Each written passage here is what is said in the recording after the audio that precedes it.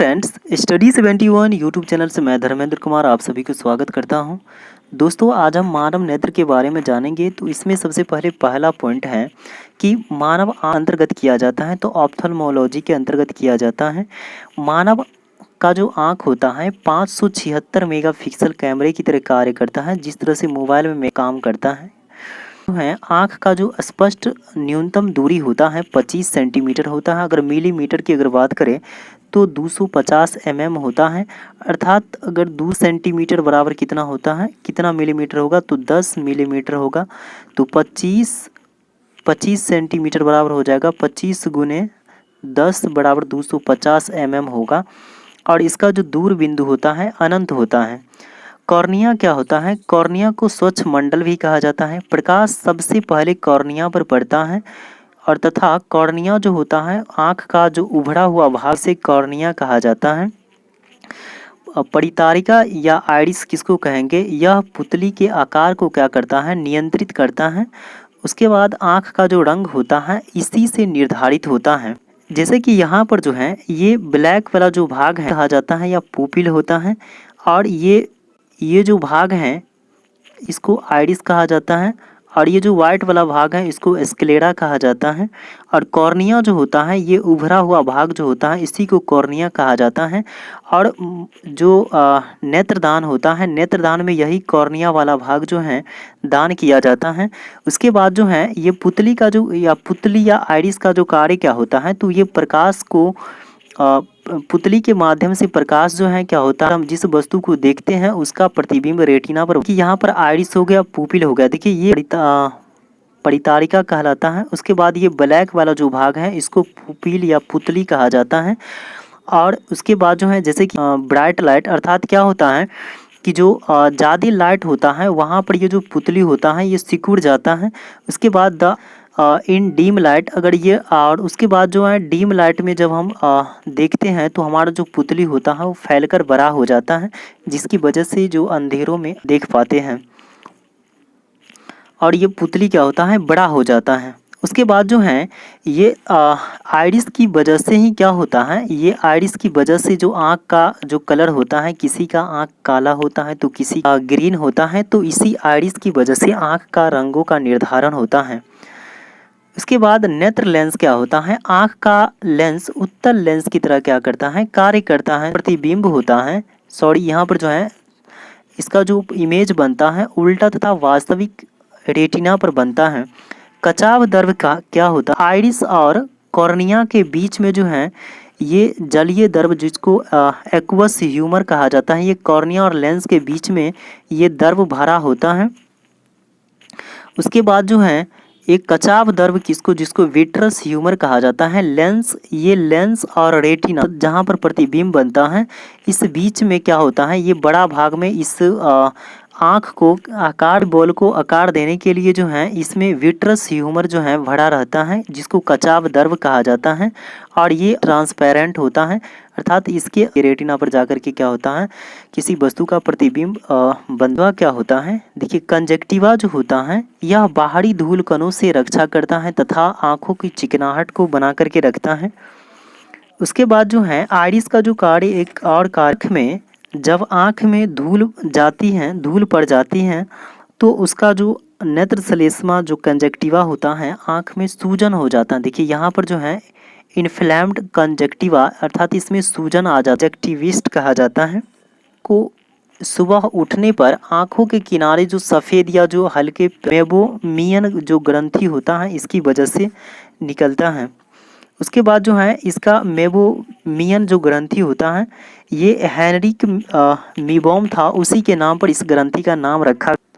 उसके बाद जो है हमारे आँख से आंसू क्यों निकलते हैं, हमारे आँख से, और उसके बाद जो है ये मेबोमियन जो ग्रंथि होता है ये हमारे आँख की ये निचले जो परत होते हैं यहाँ पर बनता है, और ये ऊपर वाला जो भाग होता है इसमें बनता है। जैसे कि यहाँ पर दिया गया है ये आँख का जो निचला भाग है ये रहता है।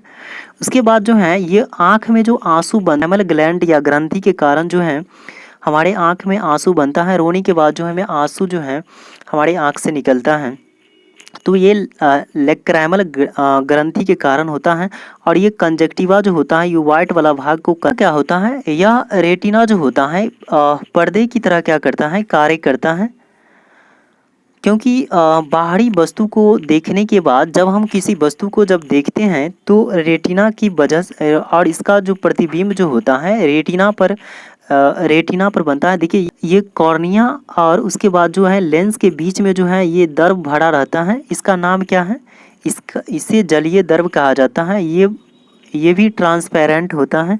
और उसके बाद जो है लेंस और ये रेटिना के बीच में जो है क्या होता है, बीच में जो है ये कचाव द्रव भरा होता है, ये भी ट्रांसपेरेंट प्रकाश के माध्यम से प्रवेश करता है। और उसके बाद जो है किसी वस्तु का प्रतिबिंब रेटिना पर बनता है। उसके बाद जो ऑप्टिक नर्व्स होता है, ऑप्टिक नर्व्स का कार्य क्या होता है, तो ऑप्टिक्स नर्व का जो कार्य होता है उसका कार्य ये होता है मस्तिष्क तक पहुंचाता है कि ये वस्तु जो है, ये जो प्रतिबिंब बना है किस वस्तु का है, जैसे कि कुर्सी का है या किसी व्यक्ति का है। तो ये ऑप्टिक नर्व्स हमें मस्तिष्क तक पहुंचाता है और पहुंचाने के बाद जो है फिर हमारा मस्तिष्क जो है उसे डिसाइड करता है कि क्या चीज़ का इमेज बन रहा है। उसके बाद जो है यह दो प्रकार के होते हैं, जो रेटिना पर जो प्रतिबिंब बनता है उसका सेल जो है दो प्रकार के होते हैं, एक शंकु आकार का होता है और दूसरा छड़ आकार। उसके बाद जो है ये रॉड का आकार का होता है, रॉड का मतलब छड़ होता है, छड़। उसके बाद जो कौन शंकु के आकार का जो है वो कलर निर्धारण करता है। रात को जो है क्या होता है, रात को अंधेरों में हम इसलिए देख पाते हैं क्योंकि उस समय जो है ये रॉड सेल जो होता है एक्टिव रहता है। और अगर हम ज़्यादा प्रकाश में जो है क्या होता है, हम किसी वस्तु को उसका जो है कलर इसलिए पहचान पाते हैं, किसी वस्तु का कलर इसलिए हम पहचान पाते हैं क्योंकि ये कौन शंकु की वजह से हम किसी वस्तु का कलर जो है डिसाइड कर पाते हैं, या उसका कलर सेल की कमी होने की वजह से क्या होता है, वर्णधता या कलर ब्लाइंडनेस रोग हो जाता है। निकट दृष्टि दोष क्या दिखाई देता है लेकिन दूर की वस्तु साफ साफ दिखाई नहीं देता। प्रभावित लेंस का आकार बढ़ जाना, लेंस के आकार बढ़ जाना, फोकस दूरी का कम हो जाना। उसके बाद लेंस की क्षमता बढ़ जाना। देखिए यहाँ पर जो है सामान्य व्यक्ति का बाद जो है उसका प्रतिबिंब रेटिना पर जाकर के बनता है, सामान्य व्यक्ति में जिसको नहीं निकट दृष्टि दोष हुआ रहता है।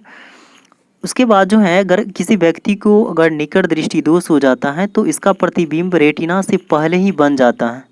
अवतल लेंस का प्रयोग किया जाता है। देखिए यहाँ पर जो है अवतल लेंस का प्रयोग करने के बाद जो है फिर ये रेटिना पर बनने लगा है। तो अवतल लेंस का चश्मा जब दिया जाता है किसी निकट दृष्टि दोष वाले व्यक्ति को तो उसका प्रतिबिंब फिर रेटिना पर बनने लगता है, जिसकी वजह से उसे दूर और नज़दीक दोनों वस्तु दिखाई देने लगता है। नज़दीक का तो वस्तु दिखाई देता है, उसका दूर का भी वस्तु दिखाई देने लगता है।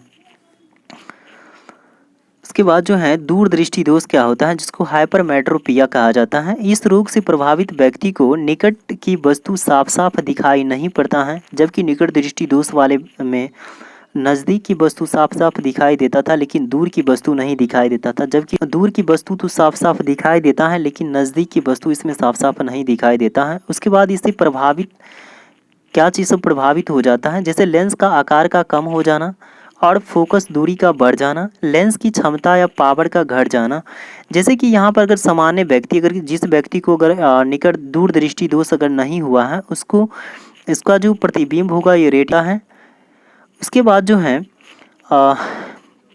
अगर कोई व्यक्ति अगर प्रभावित है तो दूर दृष्टि दोष से, तो इसका जो है प्रतिबिंब बनेगा कहाँ पर, इसका रेटिना से आगे बनता है, फोकस दूरी इसका बढ़ जाता है, जिसकी वजह से दूर दृष्टि दोष हो जाता है और दूर की वस्तु तो दिखाई देती है लेकिन नज़दीक की वस्तु को नहीं देख पाता है। उसके बाद इस दृष्टि दोष को दूर करने के लिए यहाँ पर उत्तल लेंस का प्रयोग किया जाता है। और उसके बाद जो है उत्तल लेंस का जब प्रयोग किया जाएगा चश्मे में तो उसका प्रतिबिंब रेटिना पर बनने लगता है, जिसकी वजह से उस दोष को ठीक किया जा सकता है। अविंदुकता या दृष्टि वैषम्य, जिसको एस्टिग्मेटिज्म कहा जाता है, समतल दिशा तथा ऊर्ध्वाधर दिशा में नहीं कर पाता है। और कॉर्निया की जो पूर्ण रूप से क्या होता है, कॉर्निया की पूर्ण रूप से गोलाई न होने के कारण ऐसा होता है। और इसका उपचार जो है बेलनाकार लेंस से इसका किया जाता है, जैसे कि ये रेखा हो गया और ये इसको सही से पहचान पाएगा। और जैसे कि अविंदुकता या दृष्टि वैषम्य होता है, उसके बाद जो है इसका बेलनाकार लेंस से जो है इसका इलाज किया जाएगा। उसके रंग वर्णधता, जिसको कलर ब्लाइंडनेस कहा जाता है, हमारी आँख प्राथमिक रंग को नहीं पहचान पाता है और ये इसे प्राथमिक रंग भी कहा जाता है, प्राथमिक रंग कहा जाता है। और इसी का उपयोग जो है रंगीन टेलीविज़न में भी इसका प्रयोग किया जाता है। उसके बाद जो है अगर किसी व्यक्ति को, अगर उसको मेडिकल करने के बाद जो है उसको छाँट दिया जाता है, उसके बाद जो उसका लाइसेंस भी नहीं बनेगा, क्योंकि वो सही से जो है कलर को नहीं पहचान पाएगा। जैसे कि ग्रीन हो गया, ग्रीन सिग्नल हो गया, रेड हो गया, इस सब को सही से नहीं पहचान पाएगा, जिसकी वजह से उसे लाइसेंस भी नहीं दिया जाता है। उसके बाद जो है अगर किसी व्यक्ति को कलर ब्लाइंडनेस है कि नहीं, उसको जांच करने के लिए ये डॉट डॉट करके जो है इसमें जो है लिखा गया है। अगर उस व्यक्ति को ये इसमें जो है लिखा हुआ अंक अगर वो समझ जाता है तो वो, अगर नहीं जब उसको समझ में आता है तो इसका मतलब ये होता है कि उसको कलर ब्लाइंडनेस है। अर्थात यह महिलाओं की अपेक्षा पुरुष में ज़्यादा होता है, क्योंकि ये गुणसूत्र पर आधारित होता है। पुरुष में जो है XY गुणसूत्र होते हैं और महिलाओं में XX होता है गुणसूत्र। और जिसकी वजह से क्या होता है, ये गुणसूत्र पर आधारित होने के कारण जो X पर होता है आधारित, अर्थात X जो है पुरुष में एक ही ठो रहता है, हो जाता है एक ठो X का, तो ये Y बच जाता है।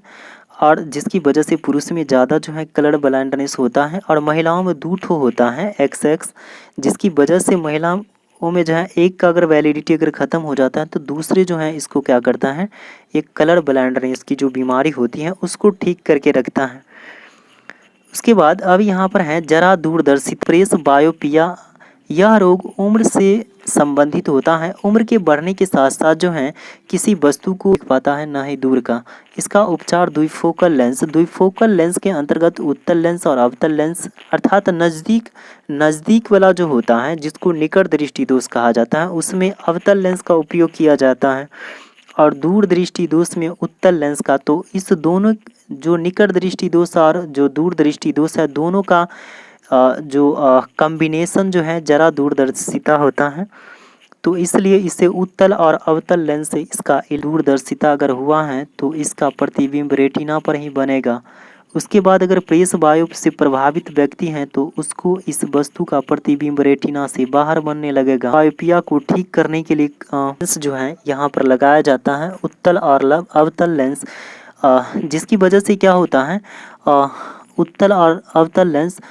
तो इसका मतलब ये हुआ कि अगर किसी व्यक्ति के चश्मे में अगर उत्तल और अवतल लेंस अगर लगा हुआ है निकट की वस्तुओं को देखने के लिए, तो ऊपर में जो है, नीचे में जो है अवतल लेंस लगा होता है और ऊपर में उत्तल लेंस लगा रहता है, अवतल लेंस लगा रहता है।